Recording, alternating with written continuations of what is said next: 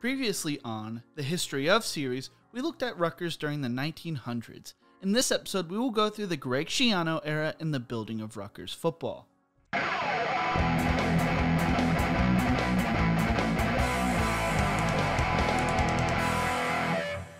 Welcome to the first week of our brand new series on the channel. Y'all voted and chose this new series. In the History of series, we go through the history of different college football programs in a multi-part series. If you enjoyed this video, leave a like, share, and subscribe, as well as letting me know which school you want to see in future episodes. Greg Schiano was hired to become the head coach of Rutgers on December 1st, 2000, and took over the program at the turn of the century. Schiano was a New Jersey native born in Wyckoff, New Jersey. He played linebacker at Bucknell before becoming an assistant coach at Ramapo High School in 1988. In 1989, Schiano became a grad assistant at Rutgers before joining Penn State under the same title in 1990. In 1991, he became the defensive backs coach and held that position until being hired by the Chicago Bears in 1996 as a defensive assistant. Then he became the defensive back coach for the Bears for the 1998 season. Schiano then became the defensive coordinator of the University of Miami in 1999. Schiano held that position for 2 years, and while he was with the Hurricanes, his defense ranked top 15 in points allowed in 1999 and top 5 in 2000. During his brief time with Miami, he coached NFL Pro Bowlers Ed Reed, Jonathan Vilma, and Dan Morgan. When Schiano was hired by Rutgers, the program was not doing too well, like I mentioned earlier in the series. Schiano needed to rejuvenate the program with talent, and that is exactly what he did. He did a pretty good job with his first 3 recruiting classes and started to improve the program. During his opening press conference, Schiano said, "We're going to win at Rutgers, and we're going to do it the right way," even mentioning he was going to lead Rutgers to a national title. During 2001, Rutgers went 2-9 and 0-7 in the Big East. The following season, they went 1-11 and 0-7 again in the Big East. During his third season, Rutgers missed out on a bowl game but ended the season on a positive note when they upset Syracuse 24-7 during the season finale. In 2004, Rutgers went 4-7 but hosted their largest crowd at the time when 42,612 people watched the Scarlet Knights beat Michigan State 19-14. In 2005, Schiano led Rutgers to the best record in over a decade when they went 7-5 and earned their first bowl bid since 1978.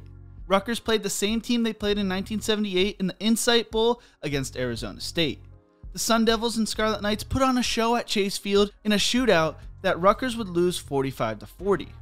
This would also be the last time that Chase Field would be the venue of this game. In 2006, Rutgers achieved their first top 10 ranking in school history and finished with a record of 11-2. The second time in school history the Scarlet Knights would win 11 games. During the wild season, Rutgers upset Louisville on a Thursday night game that was nationally televised 28-25. At the time, Louisville was the third-ranked team and the Scarlet Knights came back from an 18-point deficit. After the game, Rutgers fans stormed the field and the game would be named Pandemonium in Piscataway. This game was known as a turning point for Rutgers football during the modern times. Rutgers finished the season ranked 12th in the nation, and Schiano was named both Big East Coach of the Year and National Coach of the Year. The success Rutgers achieved in 2006 was what Schiano had envisioned and promised during his press conference years before. Rutgers won their first ever bowl game when they beat Kansas State 37-10 in the Texas Bowl. Brian Leonard, Rutgers running back, won the Drady Trophy, which is known as the Heisman for academics. Leonard was actually viewed as a Heisman contender in 2006 but took a diminished role, becoming more of a blocker during the season, allowing Ray Rice to become a star. During 2007, Rutgers took down second-ranked USF 30-27, the highest-ranked win in school history. They finished the season with a 52-30 win over Ball State at the International Bowl in Toronto.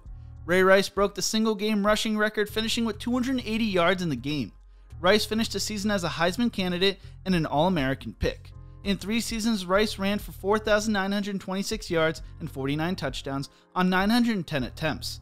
He finished the 2007 season with 2,012 yards and 24 touchdowns and would be drafted by the Baltimore Ravens in the second round of the 2008 draft.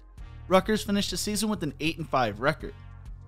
In 2008, Rutgers struggled at the beginning of the season, but due to the strong foundation Schiano had created, held the team together and they would rattle off 7 consecutive wins and beat NC State 29-23 in the PapaJohns.com Bowl. The Scarlet Knights finished the season 8-5 and 5-2 in the Big East. In 2009, Rutgers set some milestones as they had their 4th wide receiver to eclipse 1,000 yards with Tim Brown. Before Schiano got to Rutgers, they had never had a single 1,000-yard receiver. Brown also became the school's all-time receiving touchdowns leader, passing Kenny Britt, who was a former first-round draft pick. During the season, Rutgers finished with a 9-4 record and won their 4th straight bowl game when they beat UCF in the St. Petersburg Bowl. During the 2010 draft, Anthony Davis became the highest pick in program history when he went 11th overall to the San Francisco 49ers. Devin McCourty was also selected in the first round when he was drafted 27th overall by the New England Patriots. During the 2010 season, Rutgers struggled on the field, but that was not the focus throughout the season. Eric LeGrand would suffer a serious spinal cord injury at MetLife Stadium on October 16th against Army. LeGrand has since become an inspiring person as he has brought attention to spinal cord research. LeGrand has done amazing things since his injury. He has since become a public speaker, founder of Team LeGrand, which helps individuals living with spinal cord injuries, Shop 52, and most recently LeGrand Coffee House, which is opening during the summer of 2021 in his hometown of Woodbridge, New Jersey. LeGrand has become an inspiration for New Jerseyans and many more, including myself, so let me know if you want me to do a video on him in the future. LeGrand became the first person in Rutgers history to have his jersey retired, which occurred on September 14, 2013. In 2011, Rutgers bounced back from a 4-8 season the year before and went 9-4. They beat Army in a game at Yankee Stadium and played a second game at the stadium when they played Iowa State in the Pinstripe Bowl. Mohamed Sanu broke the single-season records for receptions with 115, which also meant that Rutgers fans chanted the name Sanu 115 times. One of my favorite things watching Rutgers in person or seeing them play on TV.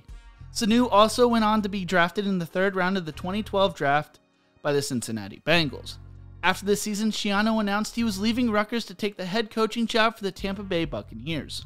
Schiano finished his first tenure at Rutgers, foreshadowing, wink wink, with a 68-67 record where he would go 5-1 in bowl games, winning his last 5.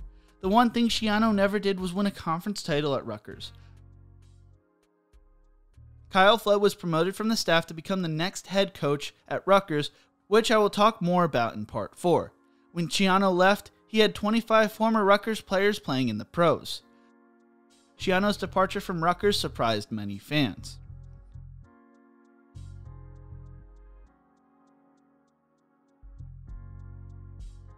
In part 4, I will talk about 2012 to 2020. If you enjoy this series, leave a like, share, and subscribe to the channel, and let me know what school you want to see in the future.